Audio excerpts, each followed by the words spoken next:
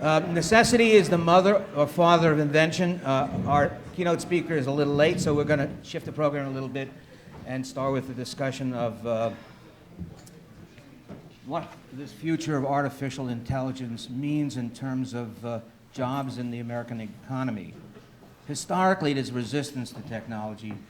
The word sabotage comes from the French word for boot. That was an initial reaction of the British workers to technology. And, you know, we've managed to survive technology. It improves the productivity of workers, improves their pay. Some people get displaced. The question is whether we're entering into a new era. It's going to be different this time. And there's no one better in the United States, in my view, to usher in that discussion than our first speaker, Orley Ashenfelter, who is a professor of labor economics at Princeton University. He's been a speaker at our programs before.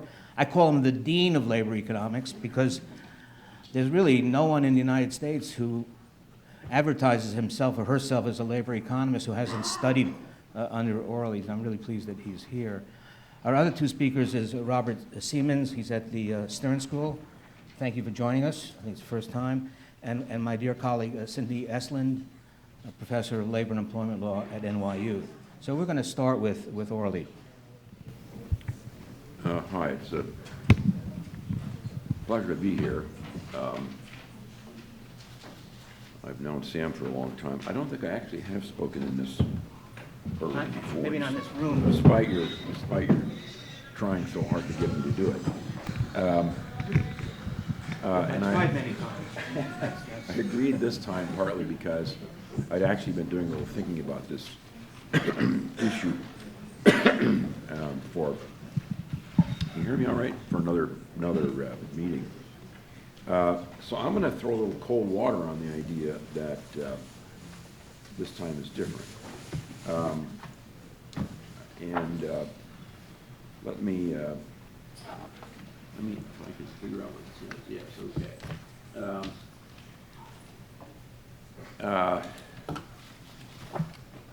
The first symptom of massive changes in an industry or a country has to do with, it should effectuate itself in productivity growth. Let me just mention, I know many are lawyers here, I'm going to have a couple sort of a little bit technical comments to make, but they aren't very technical. Productivity growth is increases in output per unit increase of labor. Is that better? Okay. All right, I'll try to be a little louder. Some people can't hear. This could be a sign of your age, or it could be a sign of where you are in this room.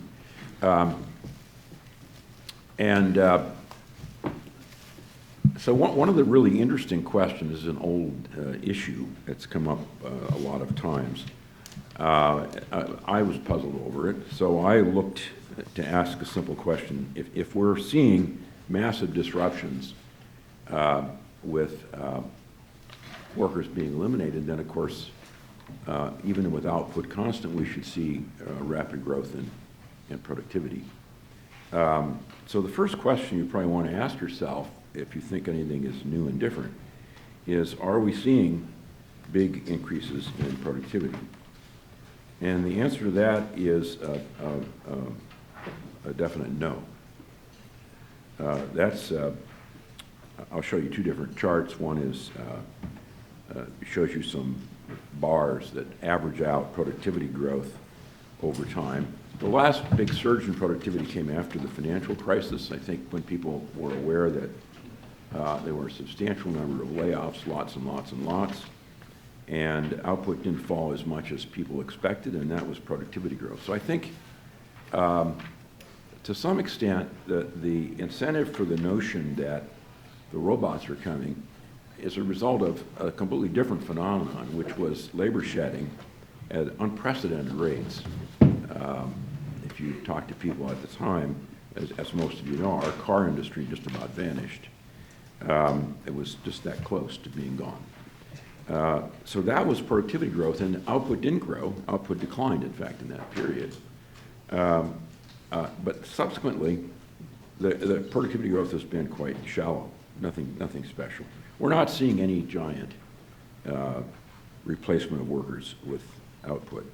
That's a picture that gives you a little bit, instead of smoothing things out, it gives you measures that are more quarterly based. And you can see that in the most recent period, I don't have the most recent period, but fairly recent period, productivity growth has not been anything special. So there's an interesting question about why people think there's such giant disruption. I'll give you what I think is the answer to that shortly. But one interesting aspect is that if the Great Disruption is actually causing the elimination of workers and output either to go up or not change, but we aren't seeing that in the productivity figures. In fact, I'm not the first person to point this out. The last time we had a big automation scare, Robert Solow provided this famous line. I rephrased it. He called it Solow's law of automation. I'm calling it Solow's law of robotics, which is that we see robots everywhere except in the productivity figures.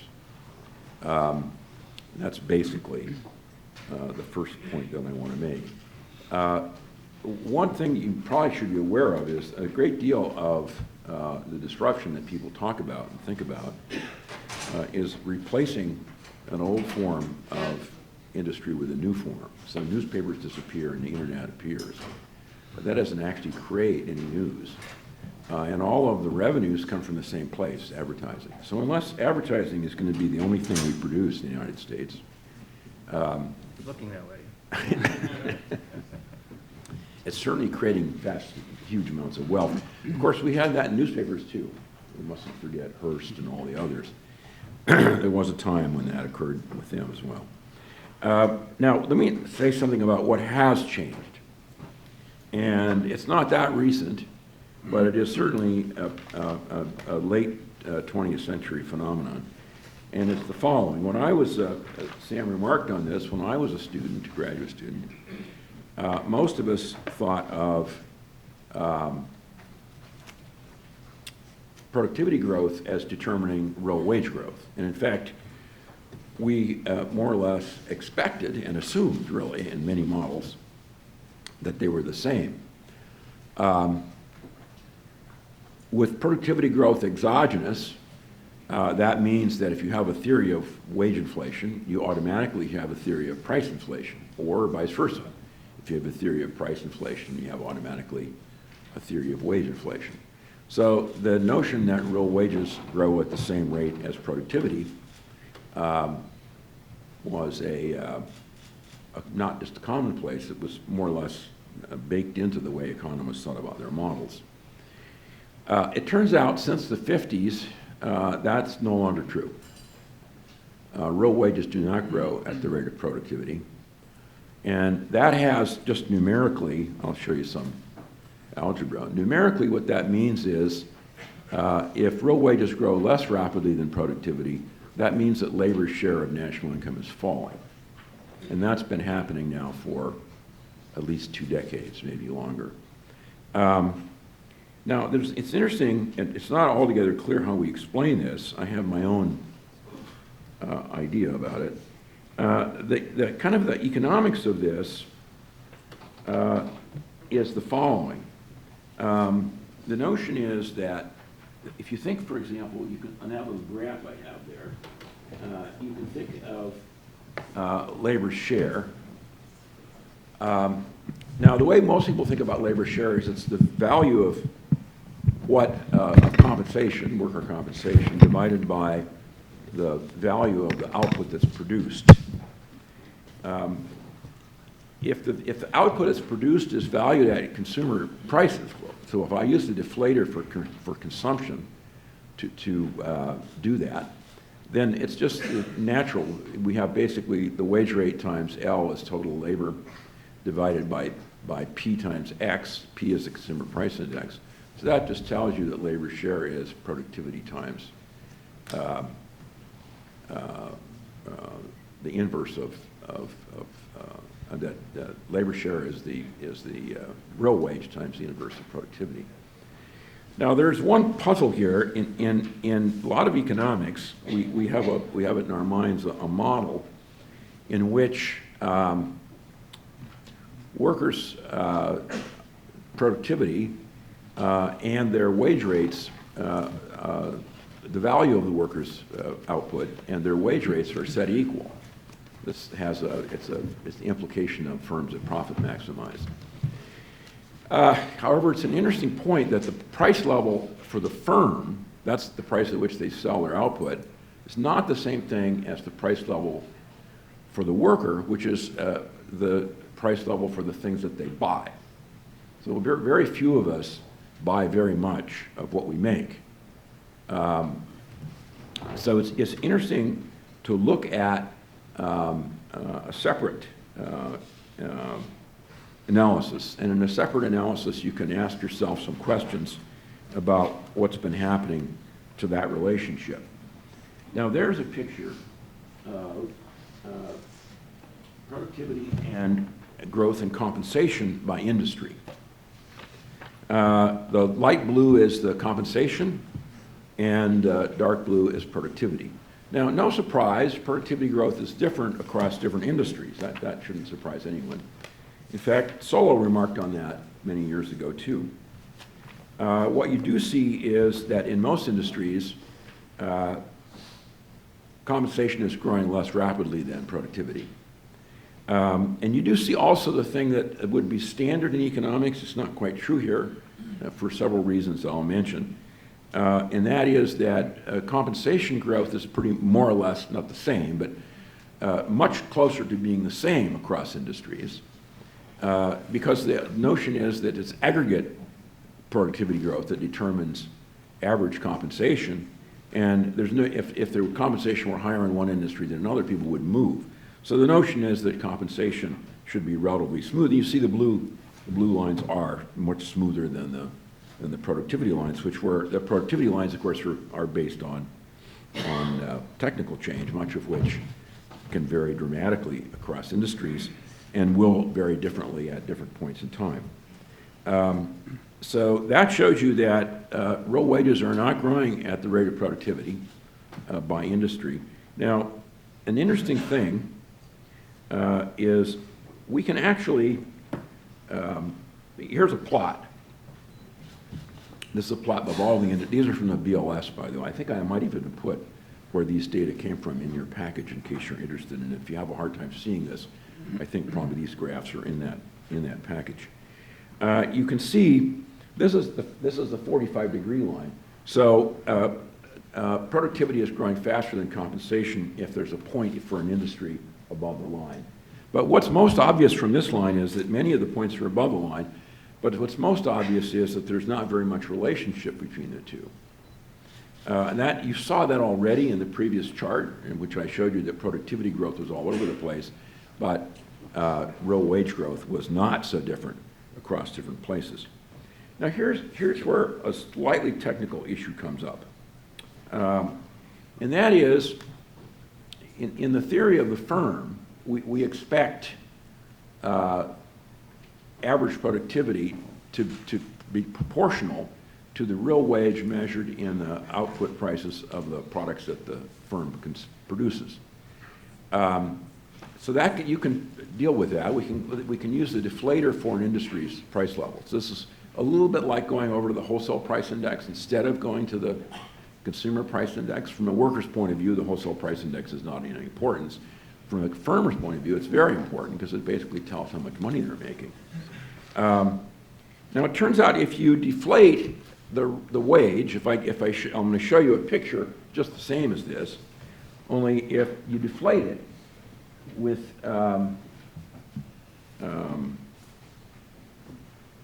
well, I gave you a little algebra there, but let's give you the picture. There's the picture of the deflation using the producer price index. You can see they do fall more along the line, although it's still the case that compensation is below productivity growth. Excuse me, Now, is this a new phenomenon? This has been going on for a long, well, I'll show you. I'll show you. Since the 50s and 60s, probably. It wasn't really remarked upon until fairly recently. In the old days, labor share was supposed to be a constant. It hasn't been a constant for a long time. Over the whole post-war period, it's been declining. But most people didn't pay much attention because it didn't decline very much. Now, so let me do the algebra. If we think of labor share of the output produced by a firm, that means the compensation that goes to workers divided by the value of the output that that firm is producing using the price level that the firm uses to sell its output. If we think of the labor share that way, then it's actually pretty straightforward to decompose the gap between real wage growth and productivity growth, if there is one, into two parts. One part is any change in labor share, and the other part is any difference in the rate of growth of producer prices relative to consumer prices. Now, what that, apparently, in the old days, producer prices must have increased at the same rate as consumer prices, and labor share didn't change. So I'm going to show you that picture here. This just basically tells you the algebra about that, if you're interested in it. It's not very complicated. And the intuition is that if labor share goes down, then that's a reason to have real wage growth lower than productivity growth. And if consumer prices increase faster than producer prices, because that's the denominator, then that's also a reason to have real wage growth lower than productivity growth.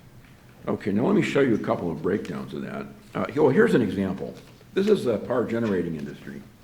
And it's a nice example because it shows you the basic idea. The productivity growth in power generation is the top number. Compensation growth in that industry is on the bottom. You can see there's a really widening gap. The line in the middle is compensation growth evaluated at not the consumer prices, which is what consumers are interested in, but at the price of power generation. That's the thing the firm's interested in. So you can see how it gets broken down into two parts. Part of the gap is due to the difference in the deflators, that's the bottom half, and part of it is due to the difference in the share change. So workers have been disadvantaged relative to producer prices, and of course even more compared to consumer prices because producer prices have fallen relative to consumer prices. And now, just to remind you of this, you might be thinking about this. I'll come back to this in a second. Producer prices not rising as fast as consumer prices is a little bit like margins increasing. A little bit like firms gathering higher margins on the products that they sell. And labor share declining in the way that I've described it is a little bit like wages being suppressed compared to the value of workers' products. So in a way, this is for those who want to use an aggregate neoclassical type model, this is a way to decompose things into potential changes in either monopsony or monopoly. Okay, there's the picture. Notice, by the way, everything's negative because labor share is going down. And then this breaks it down into the two components. This is, I think, over the whole period, isn't it? Yeah, that I have data for. And you'll see that it varies.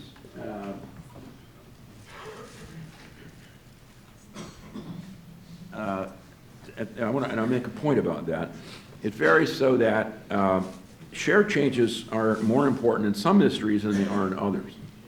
And I'll show you, in fact, there are some industries where, like the bottom one in mining, where share changes are actually positive. So that's a reverse of what's normally going on in most of the industries. So this gives you a little bit of an idea of where the labor share decline is coming from, in a way, in which industries. I put this one in because it gives you the breakdown, to answer your question, Sam, for two different periods. And you can see that much of the early period, the decline in labor share is a result of the fact that producer prices are not growing as fast as consumer prices. That's the light blue numbers. And a little bit is due, in some industries, to declines in shares. You can see in the second period there's much more that's associated with labor share changes. Not always declines, but often declines, and much less being attributed to gaps in the producer and consumer price numbers. Now, the question, of course, you all want to ask is, why is this? This is a change from what we used to think was the case for the aggregate economy. There are lots of possible explanations. One I mentioned just a minute ago, it's actually Paul Krugman takes this line. His view is that labor's bargaining power has disappeared. And this, by the way I've done this, breaks this into two parts. It also suggests that producers' monopoly power has increased. So if you took this literally, it would suggest that in the first period, consumers, the market power of producers, producers had increased in the product market, and then in the second period, that there was some of that, but also a decrease in labor's power too. Now, there are other explanations, a lot of other explanations. Many of them are hard to pin down. One that some people like to talk about, which I think is intriguing, is the notion that we have overstated the size of our capital stock. It doesn't take, I've been in New York twice in the last 2 weeks. It's not too hard to see, and if you've been on the subway recently, it's pretty awesome. I've honestly never seen anything like it. Rickety would hardly be the word for it. Certainly the infrastructure spending has been at zero for a very long time. It's especially, I mostly spend most of my time in San Francisco, so it's a very nice change to see. Boy, what a difference. You can actually move around San Francisco. Now that's just infrastructure, of course, but that's a part of our capital stock. So some people believe our capital stock is wildly overstated, that depreciation is much greater than we think it is, and so our capital stock is much lower. Another version of that, for people that like to think about it, is how everybody wants you to get a new computer every year. I still have, and I would defy anybody in this room to type an email message faster, a BlackBerry. Yes. Some of you may remember those. It was a very good dinosaur. If you want to type an email, if you want to write something, yes. And it's not nearly as good as sending pictures or taking them, which is almost everything I get now is like a link to someone's photo. No, people are unable to read or write, apparently. They can only look at pictures. So another interpretation is that there's our capital stock is deteriorating rapidly, even in the private sector.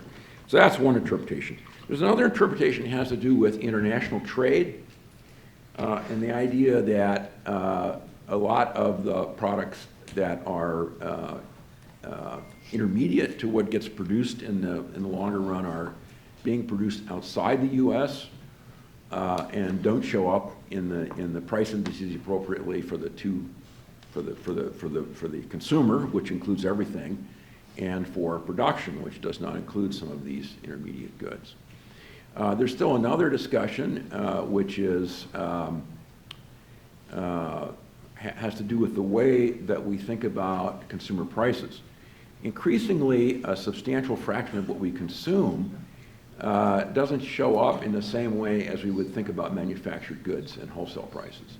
I'm thinking here not just of healthcare, which is certainly a massive component, and with Sam and I here, there'll be more spent on that shortly.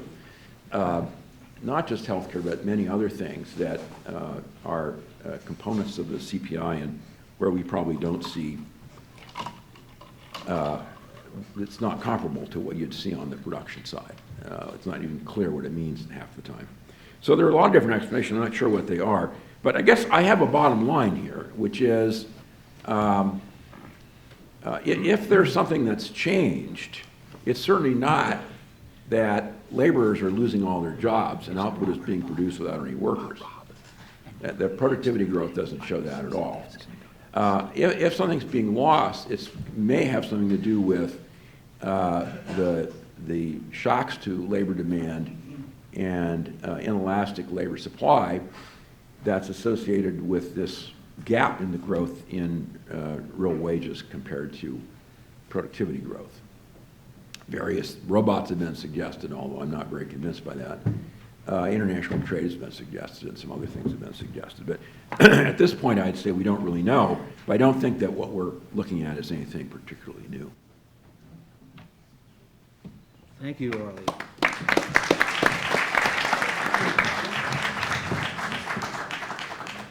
We're going to now turn to my colleague, Professor Esler. Morning, everybody. Good morning.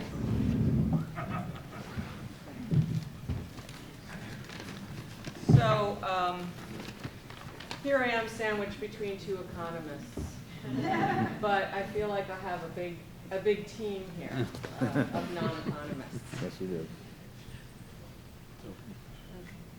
All right, so Orly has already thrown cold water on the story I want to tell, and I want to tell that story from a standpoint of uncertainty. Clearly, there's a lot of debate going on about whether automation this time around will or won't be a net job killer. So most economists, Orly has played his part excellently here. We've heard all this before. Every time there's a new wave of technology, there's this panic about job loss, but the history of technology and the history of automation is actually the history of growing productivity, prosperity under capitalism.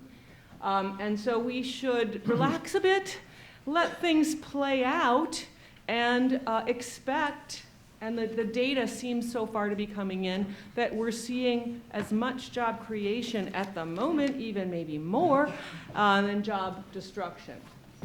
But others are very much of the camp, this time is different. And those people often, most of them, a lot of them are clustered close to the technology world, and they might well be a little more infatuated with the technology that they're producing than the data warrants. But they point to some changes in the nature of the technology this time around. The very terms artificial intelligence and machine learning tell us that machines are capable, are doing things that we actually thought only humans could do. And the cost of that technology is falling. The capabilities are rising every day. And so that we have to compare that with what sadly seems to be a finite set of human capabilities and a kind of irreducible cost of reproducing human labor. So humans are competing against increasingly capable and cost-effective technology. Something's going to be different this time. Not only routine jobs are affected here. How many of you are lawyers? And not that many of you are young lawyers, I can see that, but it seems, it's hard to imagine that the number of young lawyers is not going to be affected by these kinds of new technologies. So I am not an economist. I have simply tried to consume and synthesize as much as I can some of the data that's out there underneath these predictions of job displacement or not. And one of the sort of most recent and well-regarded studies is by the McKinsey Global Institute, 2017, and they came up with this bottom line number, 46% of the time that is paid, for which people are now paid in the US economy, is spent on things that could be done by machines with current technology. That means they are automatable. That puts aside the automation that came online today, for example. That's currently available technology that is suited to doing stuff in the economy. Now, that we have to step back and put that in context. Two big caveats. automation and automatability are not the same thing. There are many steps from automatability, from the recognition that there's a technology that could do parts of what your people are doing, to actually automating that work. One of the most difficult is extricating the automatable tasks from the non-automatable tasks. That is, the things that only people can do or that people do much better. That's going to take a long time. It's going to take a lot of skill. And so that's I think one possible explanation of some of the statistics that Orly talked about is that we just haven't seen it yet. It's going to take a while. I think Rob's going to talk a bit more about that. Maybe? Okay, well. The other big caveat, of course, is that automation, even when jobs are actually automated, is not the same thing as net job losses, right? Because new jobs are coming online, some of which we can't even conceive of. The number of people who are employed in jobs that didn't even exist 10 or 20 years ago is quite surprising and is a good corrective to our anxiety. But how many jobs? What kind of jobs? Will there be enough jobs? That obviously is a harder thing to pin down empirically than which jobs are automatable, because those are existing jobs. Now we're trying to look at the jobs over the horizon. And so our friends at the McKinsey Global Institute have taken a shot at that question as well and attempted to calculate different sources and numbers of jobs that are likely to be created in comparison to job destruction, the job destruction that they calculated. And they come up with, and these are like pretty mainstream economists. They came up with predictions for many, many countries in the world. For the US, their prediction was job growth can just about keep pace with job destruction, but only if 3 things hold true. And I'll leave for you to judge whether those 3 things are likely to hold true. 1, if job destruction is no faster than the range that we ourselves have predicted. If it moves faster than that, okay, then we're going to be in trouble. If they calculate what they call a trend line scenario, that is, if we just keep going the way we are, versus a step-up scenario in which public and private investments and in infrastructure, for example, in education, social services, training, income, support, care, if all that is done, if we step up and say enact what most Democrats would be pumping for in the legislature these days, then that's part of what we will have to do for job growth to keep up with job destruction. And finally, if the great bulk of new jobs are supposed to come from consumer income, the productivity that comes from these machines generates consumer surplus, and if people earn and spend that money as they have in the past, that historically has been the biggest source of job creation. But if that money instead, if the gains instead, or this is my comment on it, if those gains instead are swallowed up by the people at the top, either in capital gains or very high income people, those folks don't spend their money in the same way. And so whether those gains will translate into jobs depends a little bit on who gets the gains and how they're distributed. So I take away from this that net job losses are a real possibility, although clearly we're not seeing it yet. We've had booming job picture for the last couple of years. So what about those missing productivity gains? This is just, this is very casual and borrowed speculation. Okay. Take it for what it's worth. This comes from Tyler Cowen, and he frames it as a speculative hypothesis. I'll just say, among 20-somethings who are not in law school, half of them seems to be doing social media management and web design. The argument is more people than ever before are employed in one or another aspect of marketing, not producing goods and services, but advertising them, selling them, pitching them in one way, or greeters. There's a million, and I glanced at the Bureau of Labor Statistics set of occupations, and I think it's impossible to actually extricate those jobs by occupational category.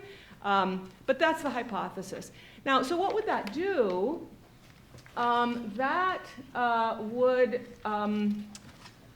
help explain why productivity isn't growing very fast despite all this technology and all that automation that we know is going on. It also cushions, it creates jobs for a lot of people because people turn out to be better at persuading people to buy stuff. So if all that, we put more of the revenues into marketing, what is that? That's basically zero-sum efforts to capture market share. That's not going to show up in productivity, and it is not clear that we can float a whole economy on that. So there was a joke earlier about if we all end up being advertisers. Well, if we all end up being marketers, how sustainable is that in the long run? Okay, this, again, speculation. We're all trying to figure out, lots of people trying to figure out why, with all this technology, aren't we seeing productivity growth? I don't know. This is one of the big puzzles. So, all right, what is to be done? What is to be done specifically when we are uncertain about whether we are going to begin to see net job losses? Or, I want to step back a little bit. It's not just net job losses. I think most of the economists who take this technology story really seriously tend to believe it will show up more in wage stagnation and growing inequality. That, you know, the wage levels for people with merely ordinary human skills that are not working with and their skills aren't complemented by the technology, those people are going to be crowded down into a relatively smaller bunch of jobs that call for merely ordinary human skills. Those people are competing with a lot of others in that category as some of those jobs in the middle get destroyed. That's the story. It's a different story than net job losses. I think economists have a lot of trouble swallowing a net job loss story. But okay, so what do we do? So I have phase one of this, I've come to call it the Hippocratic phase. From the standpoint of labor and employment law, first, do no harm. That is, some of the entitlements that we have attached to employment function as an inefficient tax on the use of human labor. We ought to be really careful about doing that. We really don't want to speed up the job losses. That will, if we don't speed it up, that will give more time for the job creation to catch up and give our public policies more chance to figure out, figure out what to do and get those in place. And so we should separate out, we should take a hard look at the entitlements that we've attached to work and figure out which ones belong there and which ones don't. The ones that belong there are the ones that only work. We can only protect these entitlements by imposing burdens on employers. So for example, if you want to impose fair scheduling laws, which I think we should, only employers are going to be, you have to burden employers with those laws or we can't get fair scheduling. Job safety, anti-discrimination. There's lots of employment law that has to burden employers. That's how it works. It works by inducing employers to change their way of doing business and managing people. Other things that we've attached to work don't really belong there, and healthcare is the big ticket item. That just functions as a big tax on employment of human labor. That is the best example of an entitlement that ought to be shifted off the platform of employment onto a broader base. So it ought to be universalized, and the cost of that entitlement ought to be spread. So that's the argument that I make in this first piece already out. You can find it on the web pretty easily. But then what? So here I'm just kind of gesturing a little bit toward the next panel, I think, and I think that's within the rules. It's okay. So three big ideas for a future of less work. And again, uncertainty, to be sure, about whether that is the future that we face, but federal job guarantee, universal basic income, and the sleeper in the crowd, but one that historically was by far the dominant response of the labor movement to the prospect of reduced work, spread that work by reducing hours per person. specifically reduce the work week. Some people are touting that, saying we should return to that. So those are three big ideas that kind of take to the max three general strategies that are kind of inescapable when we contemplate how to respond to a possible future of less work. We can create more paid work through public job creation or macroeconomic interventions to promote private sector job creation. We can replace paid work with unconditional forms of income. Or we can spread the paid work that exists by reducing hours per person so that you don't have hours hogs like many of the people in this room who are working ridiculous hours, maybe even more than you want to, when other people are out of work. Not right now, but perhaps in the future. Just one point to make quickly, these are not, it's not like all and, you can't do all of these things, right? In particular, universal basic income and federal jobs guarantee are rivals. They have competing normative premises, and they each would independently gobble up so much of the budget as to foreclose the other and a lot of other things we might want to do. I want to, as we look forward, if we start to see evidence of significant job dislocation from technology, and to some extent, even if we don't, because one thing about these ideas that I'm going to talk about, they're kind of things maybe we ought to do anyway. So all right, I'll come back to that. But I want to start by saying that there are three things we want out of a good economy, particularly in a future of less work. We still want work. We want a lot of work to go around. We want people to have that form of engagement in productive activity, that form of purposeful, cooperative, social integration. We want that. We don't want that allocated, like some people gobbling up all the work, some people economically idle. So we want work. We want income, we want material security, income and what it buys. We want basic security that is widely distributed, and we want leisure. We want more time for everything else, for rest and for what you will, as the advocates of the 8-hour workday would have it. And so we ought to get more of that if we are facing a future of less work. The three big ideas correspond to each of these. They focus on one of these objectives, but they actually each do a decent job in principle of getting at two of these things. The federal job guarantee obviously would guarantee wide access to work, but it would also guarantee the income that goes with it. Universal basic income would give people a basic subsistence income and leisure. It would give people the choice to spend less of their time at work. Shorter work week obviously would give people more leisure, but at the same time, by spreading work, it would more widely distribute that value, that social good. The article I'm doing basically tries to argue for a three-dimensional alternative, that if those are the three things we want, income, work, leisure, out of an economy, we have to keep all three of those things in mind and trim our sails as against these one sort of monomaniacal versions of work creation, work substitution, and lower hours. We certainly want universal basic benefits. That's something we should do regardless of whether we are facing a future of less work. We want federal job creation because there are people, first of all, because there are people out there who still could be activated and brought into the economy and into the productive life, but also there's stuff that needs to be done. Public goods that need to be created, public services that need to be created, and we ought to do a better job of that. We ought to do that whether or not we're facing a future of less work.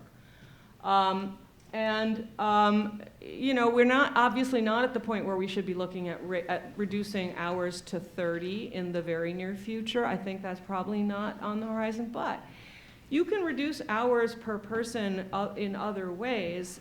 For example, how about vacations? This is the only country in the developed world that does not require people to get a paid vacation. We ought to do that. What about paid leave, sick leave? We don't have paid sick leave in this country. Maternity, paternity, family leave, those are things we ought to do regardless. That has a modest work spreading effect. It gives people greater, well, it might not be at leisure, but more time away from paid work to do whatever it is that they feel necessary to do.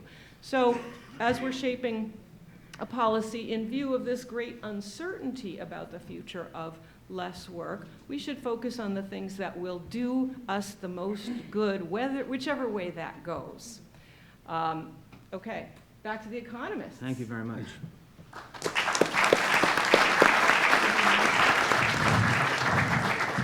Our next speaker is Rob Siemens from the Stern School of Business here at NYU. He's an expert on technology and how firms use technology.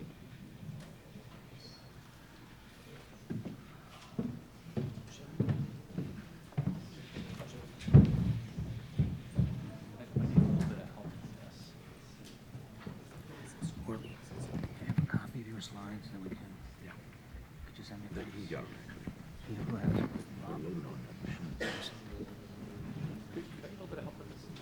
They were not in the materials, so it's hard to follow. I need to pull up my. I saw him yesterday. I can send you a copy. If you don't mind. It's a very small computer there, Tori.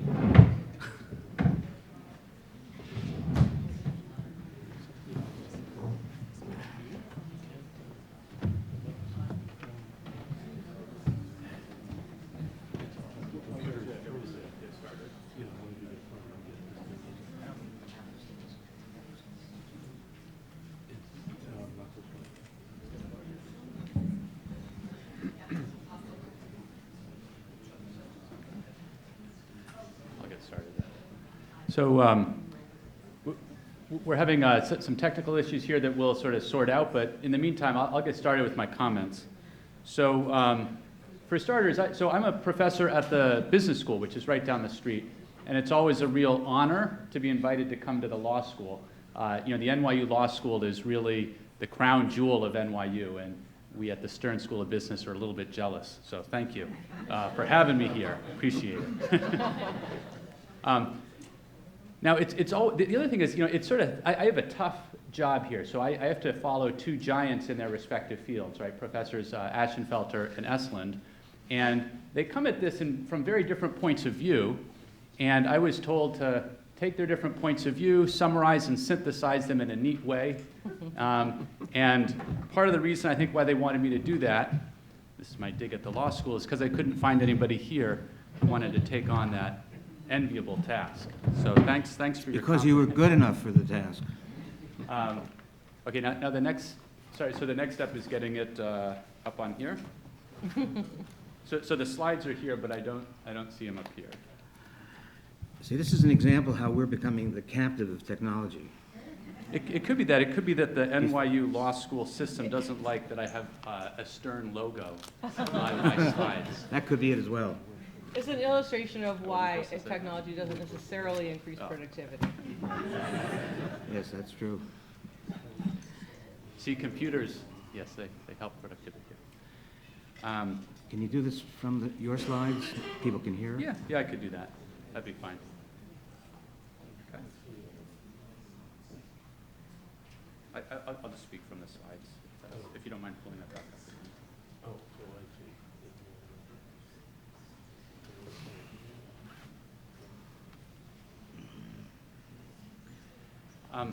Okay, so let me continue with the comments I'm going to make. So I am going to try to I will try to sort of synthesize a little bit of what the prior two speakers said, and I'm also going to provide a few additional facts that I think are important to have.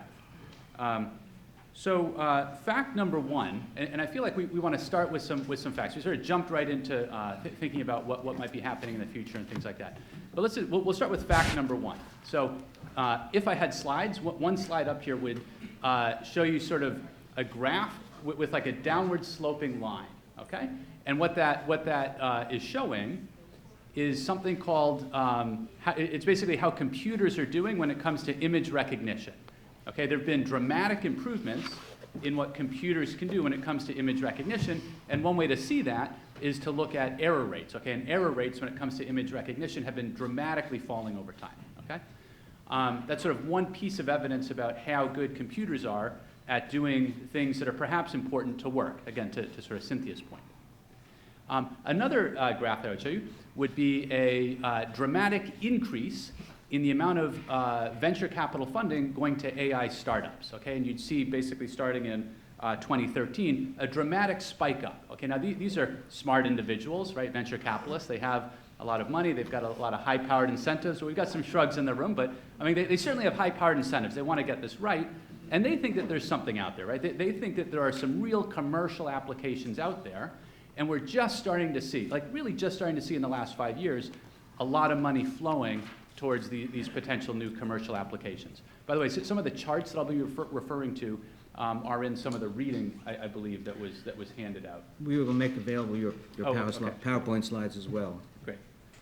Okay, so I like to think of this as, you know, there are rapid breakthroughs in the lab, right, in terms of the basic science, and you're also seeing rapid commercialization of this, okay?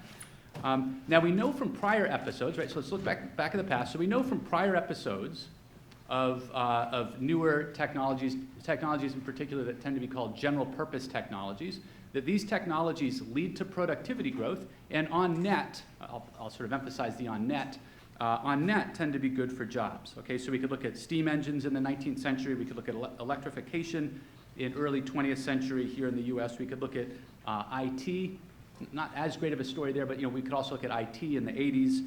All of these have led to productivity growth. They all have features that, you know, that we as economists, as a result of these features, we call them general purpose technologies.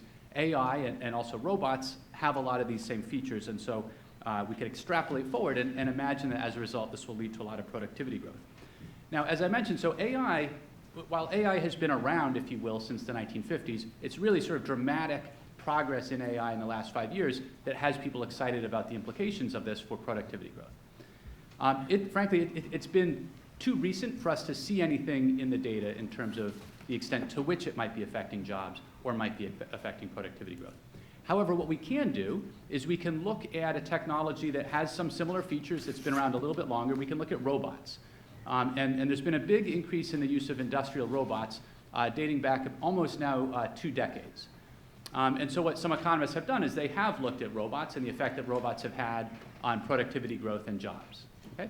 In terms of productivity growth, the sort of best estimates that are out there are that robots led to 0.4 percentage points of productivity growth across, let's say, sort of, you know, roughly 10 OECD countries across roughly a 15-year period ending in 2007. Okay? Now that 0.4 percentage points, that's about 10% of growth during that time period. Okay? So this sort of leads to the, sort of keep that in mind, that sort of leads to the first thing that I want to point out, sort of remarking on some comments that Professor Ashenfelter made. Okay? So he made a great point, which is that, and Professor Estlin also followed up on this, which is that if you look at the productivity figures over time, you'd see that, you know, productivity growth was great right after World War II, and then, you know, it's basically been sort of a steady decline since then. Okay? And so you would look at that and you think, well, gosh, where is there any evidence that AI or robots are helping boost productivity growth? Okay?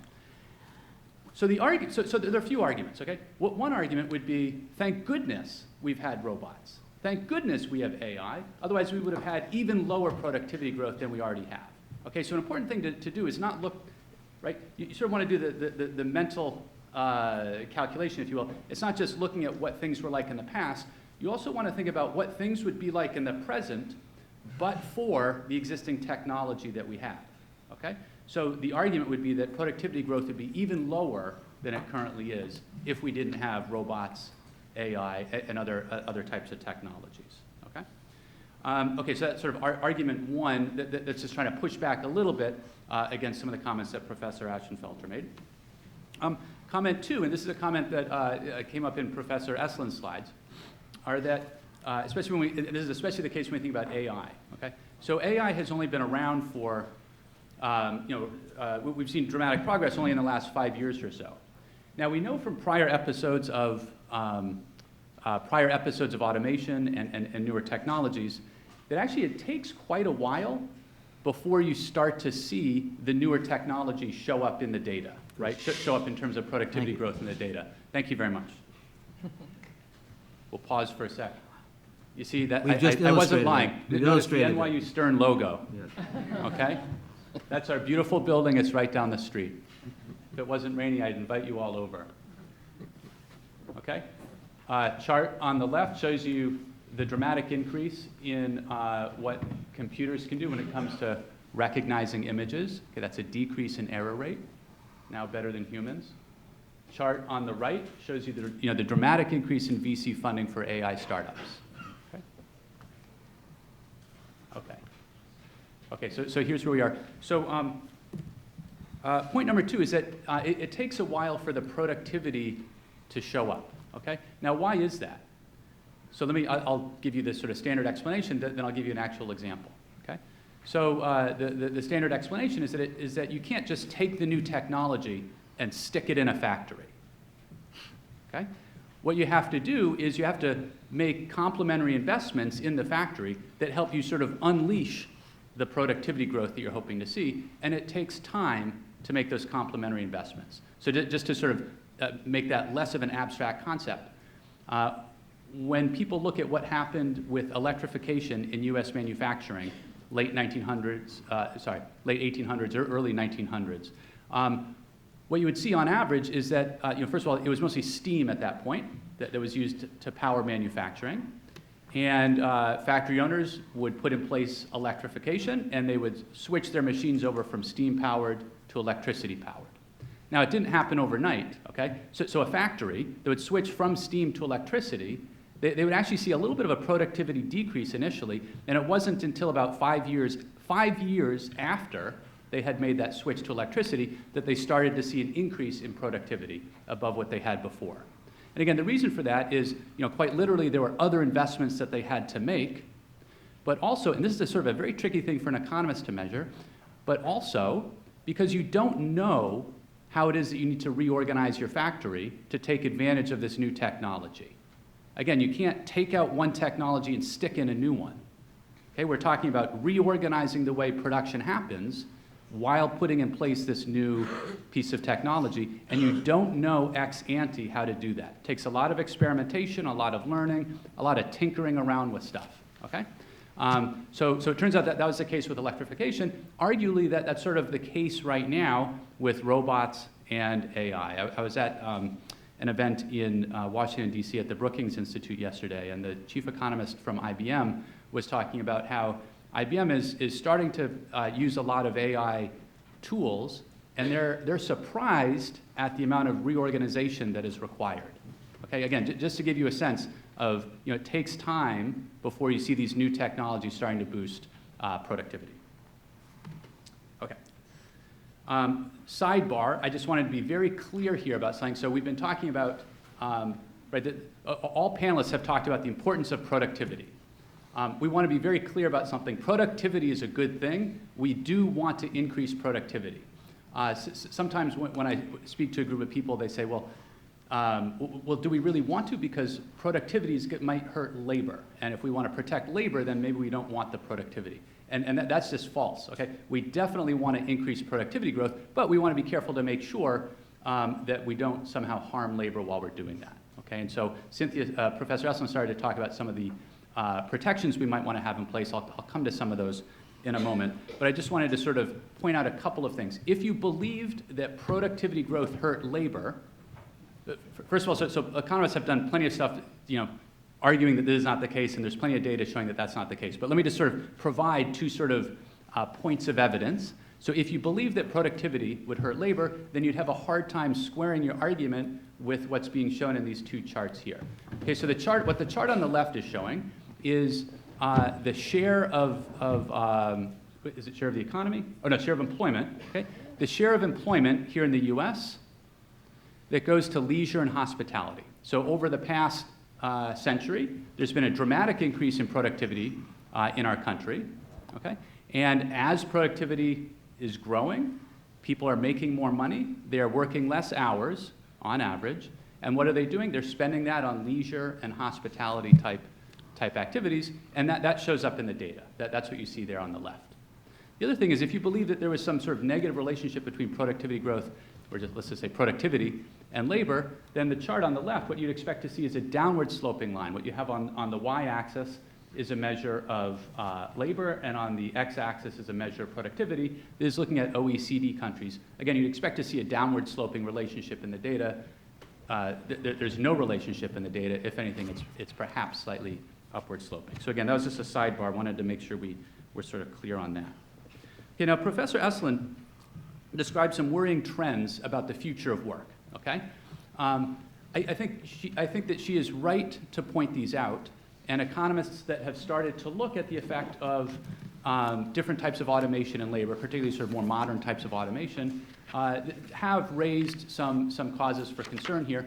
And basically, you know, the biggest issue is that what you would expect would happen is that there are some sectors or some occupations that would benefit, whereas others might lose. And so you'd want to think very carefully about which of those are going to do well and which of those won't. But again, on net, what we've seen from prior episodes, and I've got just a few listed up there, is that on net, these newer technologies tend to be good for jobs. Okay? One example that people love to point to is ATMs. Okay?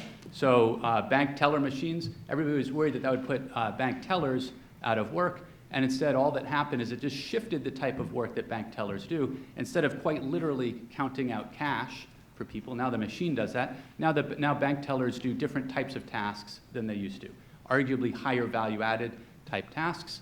It sort of freed bank tellers up to do that. And actually, the introduction of ATM machines led to a big increase in the hiring of bank tellers. Again, just sort of one example. Professor Estlund asked us to consider 3 labor-specific policies, and I know that there's a later panel that's going to dive into some detail on some of these. Yes, I agree that we should consider these. I actually have there's some of them that I like more than others. There's some that I don't like at all, but I think some of that will perhaps come out over the course of the day. Professor Ashenfelter made a point that there might be other factors that matter, okay? And he highlighted several of them. I completely agree with that. I think that my point of view on this is that there are a bunch of other factors that we might want to be worried about. And the one that I want to highlight that Professor Ashenfelter mentioned in passing has to do with this monopsony issue. So he mentioned monopsony and monopoly, and then several other factors as well. So a couple things that are going on. So sort of around the sort of monopsony theme. The big thing is that there's increasing evidence. Now, not all economists are convinced of this, but there's increasing evidence that in the US and in other advanced countries, that there's been a large increase in concentration. And what we mean by this is that if you look at the market level or the industry level, there are now fewer firms that are controlling larger segments of the economic activity in that market or that sector or that industry. Okay? So there are a few different things that we could look at. One thing that you could look at is you could look at markups. I don't have that up here, but you could look at markups, right? The difference between the price that the firm is charging and the cost to that firm of producing that. If you look at US-specific data, you see an increase in markups over time, and you would arguably only be able to do that if you were controlling a large segment of the market, right? If you had some sort of monopoly type power. You see that also in other OECD countries. Another thing you could do is you could look at firm entry rates. And despite what we might read in the news about lots of stuff going on in Silicon Valley, actually firm entry rates have declined pretty steadily and dramatically over the last 3 decades. Okay, so again, just to be clear on this, so that means there are fewer firms entering our economy, and arguably that's a bad thing, because you want firms to enter to sort of compete against the incumbent firms to help drop prices, okay? And arguably to help lead to more innovations and things like that. Another thing you could look at is you could look at other various measures of concentration. I've got one on the left there that's showing an increase in one measure of an increase in concentration over time. The table that's on the right is looking across industry sectors and sort of demonstrating, if you look at that final column over there, increases across all industries in the U.S., increase in concentration over time. So there's sort of a variety of metrics you could look at. Again, I'd be remiss if I didn't say that people aren't yet sold that this is true, but I think a wide swath of economists believe that there is a problem with increased concentration in our economy. Okay, so why is that an issue? It's an issue for some of the reasons that the first two speakers described, which is that if you have fewer firms now controlling more of the economy, not only do you have monopoly power, so that might lead to higher prices relative to costs, okay, but it also reduces the bargaining power of labor. Okay, so this is now I'm trying to tie to some of the comments that Professor Estlund was making. So she laid out 3 policies that were labor specific. I think that they are useful policies to consider. The one argument that I would make is that I think you'd also want to consider some type of competition policy. And what I mean by competition policy are policies that are geared to try to increase entry of new firms into the economy or decrease the power, let's say, of existing incumbent firms in the economy. Okay, so I think that competition policy is a really important ingredient that we want to be considering when thinking about what's happening with labor, okay? Or at least when thinking about how to handle things moving forward. So I've got a few different options that are up here. I think there are a range of options for quote-unquote big tech. This, by the way, is getting a lot of play in Washington, D.C. right now, both from Democrats as well as from Republicans, ranging from quote-unquote breaking them up to other types of restrictions that you could put on the activity, vertical as well as horizontal restrictions you could put on the activity that big tech firms do. That sort of ties into a broader call for antitrust reform that, again, I think it's probably more on the left that you've seen this, but nevertheless, that's sort of one of the options that, again, wouldn't be specific to big tech, but would play out across all sectors of the economy. You could think about things like data portability. People think about this mostly around big tech, but I think this would also be a big help for things like banking, finance, healthcare, education. The idea that you can take your data from one provider to another very easily should help increase competition between firms in whatever that sector is. Another would be occupational licensing reform. Another might be elimination or reform of non-compete agreements. Again, the idea behind these last two is thinking about ways to try to, once again, increase the bargaining power of labor relative to the firms that would be employing that labor. Okay, so this is my last slide. So just to conclude, so again, AI has the potential to increase productivity growth. It's not yet showing up in the data, okay? In the case of AI, for robots, arguably it has already shown up in the data. Effect on labor is less clear. We have multiple policy options on the table. I think an important sort of set of policies to be thinking through are competition policies. Final sort of plug here is that any type of policy response that we come up with needs to be evidence-based. Okay, that doesn't mean that we have to wait until we see what the results are, but we need to be we have to be tracking what's happening. We actually don't do a very good job of that in this country because we don't provide enough funding to our statistical agencies. I will end on that note that we need more funding for our statistical agencies. Great, thank you. There we go.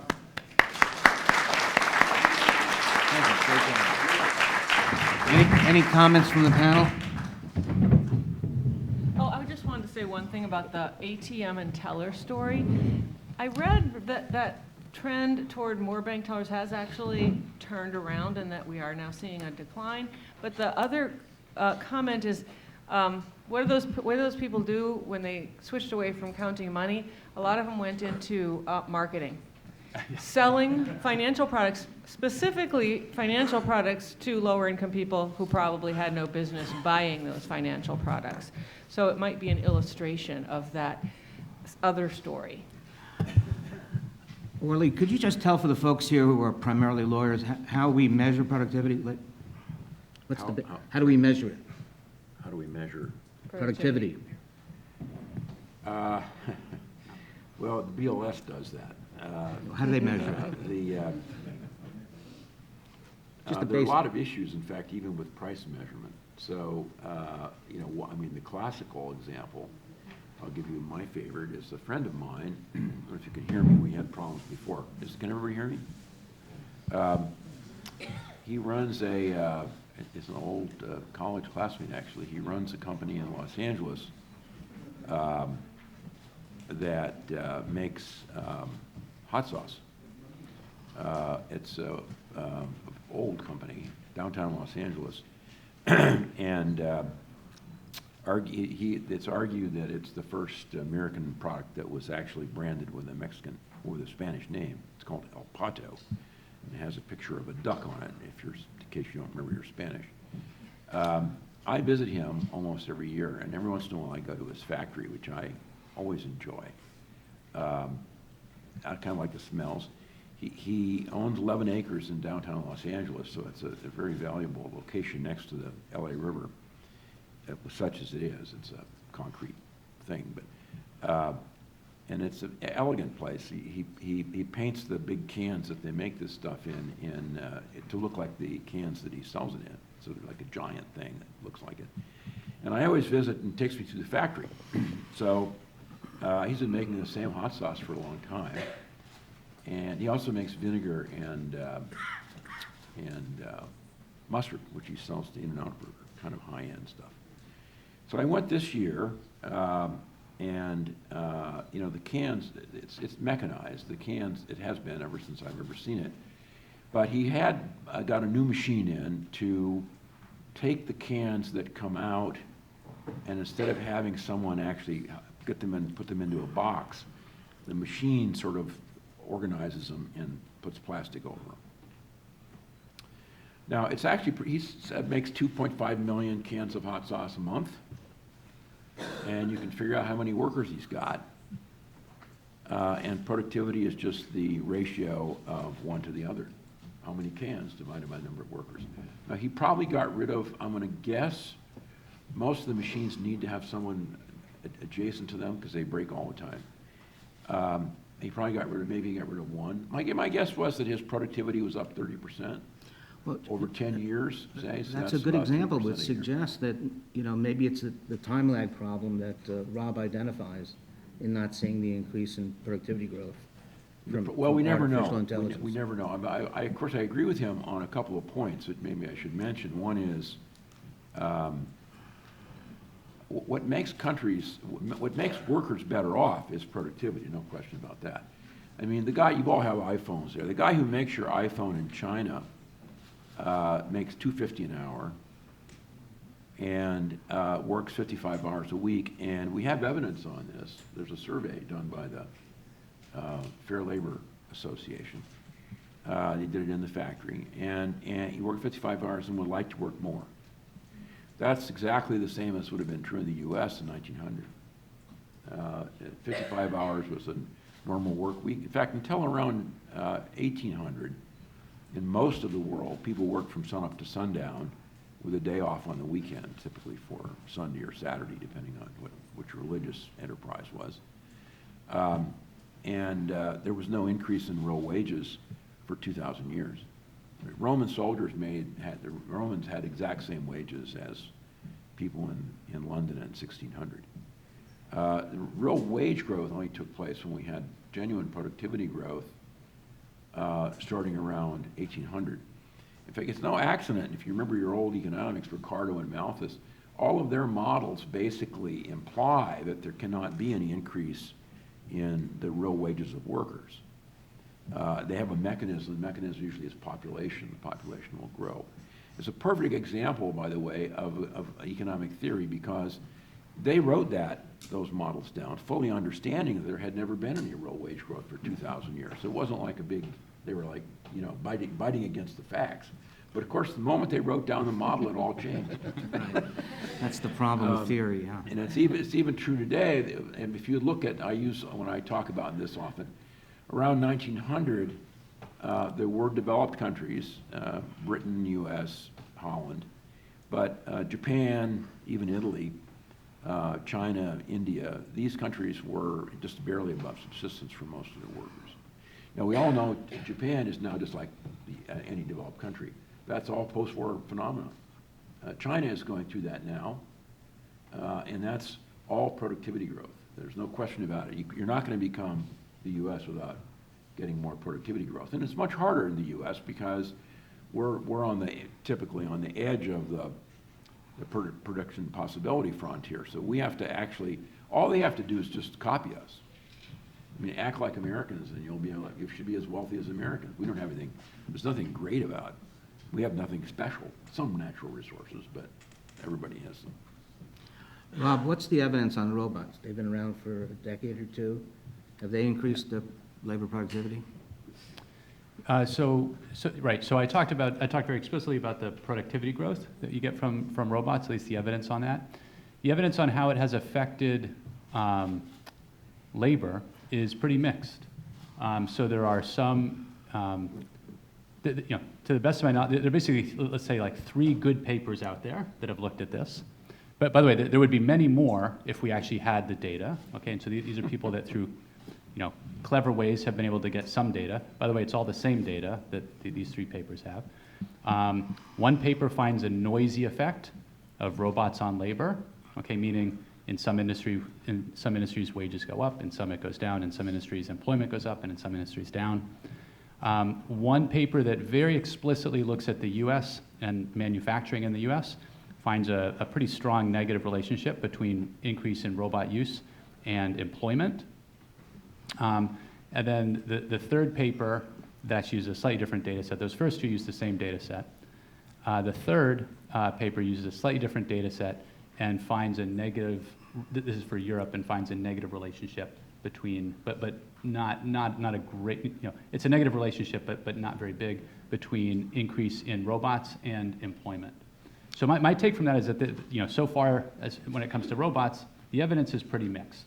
I think we'll know a lot more in about 5 years. So the census has started to collect data. This is the U.S. Census Bureau. They run a survey every year called the Annual Survey of Manufacturers. Just this year, they have started to include a question that asks an establishment, right? So imagine a manufacturing plant that's part of their sample. Do you have, it asks, how many robot arms do you have? And how much did you spend capital expenditures on robots last year? That data will start to become available to economic researchers within the next couple of years. Within 5 years, we'll actually have we'll have a lot better of an understanding about the effect of robots on labor as well as productivity here in the US. Do we have data on the impact on remaining workers at those firms that introduce robots in terms of their wages, working conditions? No. So short answer is no, although the one paper that found that noisy relationship, one of the arguments that people have made is that maybe the reason why it looks noisy is that the people who were, in some industries, the people that were, let's say, laid off were the lower wage workers, and the people that remain were the higher wage workers. But there's not individual level data that people have worked with to try to understand whether that is happening or whether there are sort of newer people that are being hired and sort of shifting into plants that are adopting robots. Great question, though. Thank you, Rob. Questions from the audience? Please come up to the microphones and introduce. Please come to the microphones. Physically come to the microphones and introduce yourself. Can I ask Rob one question? Sure, I'm kind of curious. What's the definition of a robot? Yeah, this is a great question, and we could spend the whole. For example, I have a Roomba. Is that a robot? So that is not an Remember industrial how many robot. you've all got Roombas? Yeah, so that is not an industrial robot. This is part of the reason why the Census Bureau has not been measuring this, is it's not clear what we mean when we talk about robot. Right.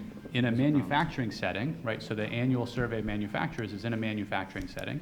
There, for the most part, across most of the sectors of manufacturing, a robot, when people talk about it, it's a robotic arm. You could imagine, though, that in other settings, like service settings, you might have something that looks a little different. At home, you might have a Roomba. Frankly, when I talk to technologists, I see a lot of cell phones around here. You could pick up your cell phone and you could call your financial advisor, who might be a quote-unquote robot, right? So sometimes people use the term robot to talk about software, chatbots, for example. But anyway, in manufacturing, no, we mostly just mean a robotic arm. We also don't have a good definition of artificial intelligence. Somebody will talk about. Jana? Yeah, I'm Jana Turso, and I'm head of HR for Pitney Bowes and a reformed labor and employment lawyer. My question really just piggybacks on what Sam just said. The difference, if you could describe in a bit, the difference between automation, artificial intelligence, and machine learning. And let me give you an example of what I mean in connection with robotics. So there are automation which is based on a very narrow, specific, task-based automation of that task. That's very different than the ability of, in a manufacturing setting or in a production setting, for a robot to be able to understand the difference between this and that, and therefore the ability to function as a human in that context is not there. However, there is an organization, as you say, many startups are being fueled in Silicon Valley, and I must get 25 to 30 of those startups coming to me as head of HR with solutions in this regard. But in terms of robots, there's an organization which is specifically focused on going from narrow task-based to machine learning to increase the capacity of those robotics to replace kind of low-end, kind of drudgery work. So I wondered if you could, kind of describe the way you think about the difference between those, what is artificial intelligence, what is machine learning, and against the typical view that we may have of just technology automation. Rob, you want to take that first? I can jump in, and then other people can weigh in too. So first, to start with automation. So first of all, I think you're asking a great question, right? Which it comes off of the question about robots. So we use lots of these terms, and these terms are not very well defined, okay? Or at least people have different definitions of them, okay? And so sometimes it makes it hard to have a conversation because people are talking about different things. For automation, sometimes what people have in mind is just, what they have in mind is there's some new technology that's being used that wasn't being used before. That's sort of the way I tend to use it. Other people, when they use the term automation, they specifically mean that something that a human was doing is now being done by a machine, okay? So I think whenever someone's talking about automation, they just need to be clear about that piece of it. When it comes to artificial intelligence and machine learning, so here's the way I think about it, which I think is a good way to think about it. Artificial intelligence, people have in mind either what's called general artificial intelligence, which is that there is an intelligent, just like us, like humans, machine that is walking around, moving around, doing something, basically performing exactly like a human. And let's just be clear, that does not exist. That will probably never exist, certainly not in our lifetimes, okay? That's science fiction. Okay, so that's sort of general AI. Narrow AI is, and frankly, the term AI is sort of a terrible term, the artificial intelligence. Narrow AI is, basically encompasses stuff like machine learning and other types of techniques, okay, that are basically software techniques, very, very sophisticated software techniques that allow a computer to do stuff that it couldn't do before. In some cases, it's let's call it like a really specific task that humans might also be good at, okay? And now the machine might be better than a human at that really, really specific task. So I gave you the image recognition task above, okay? Computers, software, and by the way, I think that's a good way to talk about it as well. Just call this stuff software. That's what it is. We don't have to talk about it as if it's some magic, scary thing. It quite literally is just software. Now, it's software that I don't know how to set up. I know how to set up Excel. I know how to set up some simple software. I don't know how to set up my own neural net. But it doesn't matter. It's just software. Software now is really, really good at doing image recognition. Okay? However, there's not a single job in the US where the only thing that you do is image recognition. There is not a single job. Okay? So a piece of software that can do image recognition will never replace a human. Now, it could be coupled with other stuff in a way that then reduces the need for a human that's in a specific role. And I think that's where you start to worry about some of the job losses that Professor Estlund was talking about. Thank you. I just want to say one thing. I don't understand, I guess, the differences among these different technologies.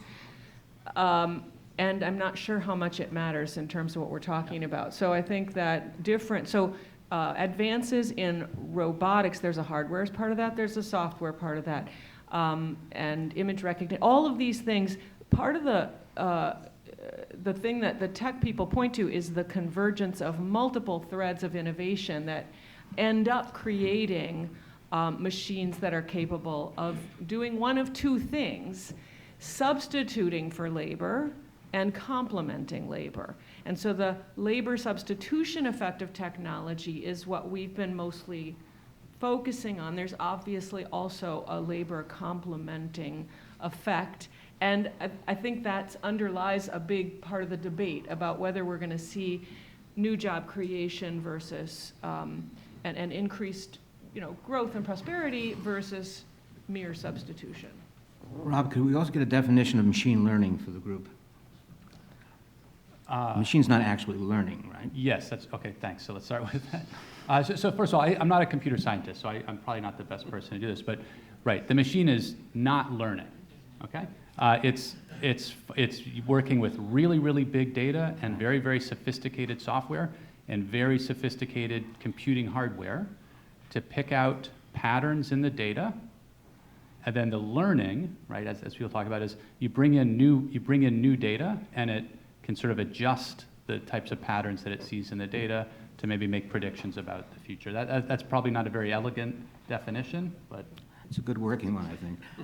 Any other questions from the audience? Please come to the mic and identify yourself. My name is Mona Sloan. I'm a sociologist and fellow at NYU's Institute for Public Knowledge. I work in artificial intelligence, design, and inequality, and my question for the panel is whether or not we have to rethink who is a laborer and what is labor in the age of AI. And the reason why I'm asking that is when you think of the way in which sort of the work that goes into integrating these technologies into social life gets sort of pushed on to consumers, for example. I'm thinking about the chatbot that you have to shout at when you want to rebook your flight or when you have to check out yourself at the supermarket. But I'm also thinking about the discussions that we're having, whether or not we should be being paid for all the data that we're contributing to help these machines learn, whether it's actually learning or not. Is that something we have to consider moving forward? And if so, in what way? Some of this will be covered later in the conference, but any thoughts? Well, just one thought. I think figuring out how to actually pay people for their data is a Herculean task, but one of the arguments for some of the mitigating and redistributive programs that we're talking about is precisely that we are all contributing to these gains. The gains should not all be flowing to the people who are making and controlling the technology. That's a softer way of taking into account the same insight. Thank you. Any other questions from the audience? Oh, I'll respond to that, though. Go ahead, That's Rob. not orally. Go ahead. Well, I should add, with platform technologies that are kind of take it or leave it, big time deal, how people get compensated for whatever they contribute has become actually a very, very serious issue. You may have seen that the most recent is the arguments over compensation for journalists whose information is used by all the big platform enterprises, but is not produced by them. And you can see that there's a terrible temptation. Let's say, for example, you get the daily labor report like I do. Every once in a while, someone will send me a link to an article in it. And of course, unless you're a subscriber, you can't actually access the link. So Bloomberg has taken the view that they're not going to let anybody have access to that unless they pay for it. On the other hand, when someone sends me a link to the New York Times, usually I can get straight to it, and you can see how there are different incentives with respect to each of those cases. So the Bloomberg piece probably be picked up by some other journalist, but not by me, unless I enter my password, which of course I can't remember. Whereas the Times piece will go completely viral. And I can see it with my own work. If Bloomberg reports on something, it doesn't have anywhere near the effect as something like the New York Times reporting. So you send it to the Times, right? What? Rob, any comments? You'll send it to the Times after you've given your interview or whatever. Rob? Well, no, I mean, I like to have people discover my work rather than. Well, then you're doing the right thing.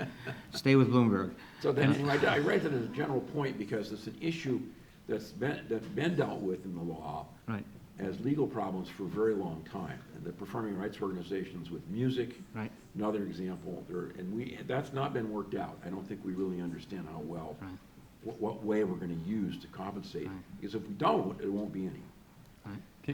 Can I just add a Rob? few comments on, Sure. on the data piece? So I think the questions and the points that you're raising are fantastic. It sort of encapsulates a whole bunch of different things that a lot of people are thinking very hard about. Just a few points and reactions. So one point is that there's different types of data. And so I'm never totally sure about the data as labor piece and who or what it applies to. And so I feel like, for example, like the radical exchange movement, I don't know if that's part of what you had in mind, talks a lot about the data as labor. I think one thing that needs to happen is just a more careful definition about what types of data that we're talking about. Frankly, much of the data that firms are using is not data that comes from individuals. It's just data about their own machines, for example, and how accurate the cut is on a piece of metal and things like that. I mean, that's most of the data that's out there, and so it's clearly not that data that we're talking about. It's sort of something about sort of personal data. Facebook kind of thing. Right. Now, second thing is that, so Orly mentioned the term platform, right? So these are two-sided markets in a lot of cases, these sort of social media things where we're thinking about the data. And actually, it's the consumer side that is the subsidized side, right? I mean, we get to use social media for free. Estimates in terms of the sort of consumer surplus we get from that are around $2,000 a year. And now we're talking about the platform also paying us for the data. I mean, they've already subsidized us. Shouldn't we actually maybe be, I mean, we could be provocative about it. Maybe we should be paying platforms more than we currently are, right? We're already paying zero. I don't get why now they also have to pay us more. That might be one argument someone would make, right? We're already being subsidized. Third thing, and this is something I like a lot about some of the stuff that the folks at Radical Exchange are talking about. Could you tell us what this organization is? Sure. I won't get all the names correct, but one of the names is an economist named Glenn Weil. He now is at Microsoft Research. And he and other folks have come up with this sort of movement, if you will, called Radical Exchange, that is promoting the idea. One idea is sort of the data as labor idea. And then the other idea is that the data doesn't reside with an individual person anymore, let alone a company, but sort of resides in a clearinghouse of sorts. They have an acronym for it, and I can't remember, it's like MIDS or MIPS or something like that. I do like that idea, that maybe data is sort of housed in some different clearinghouses, and then people there needs to be some trust involved. People trust that their data is being protected, and then firms have to pay to access the data. To the point that I was making about data portability and reducing barriers to entry, this might be one of the ways to sort of help do that. Right now, a startup would be able to pay to access this data instead of constantly having to compete against, let's say, like Google or Amazon that has this huge hoard of data. Okay. Any other questions or comments? I don't see any. Please join me in thanking the panel.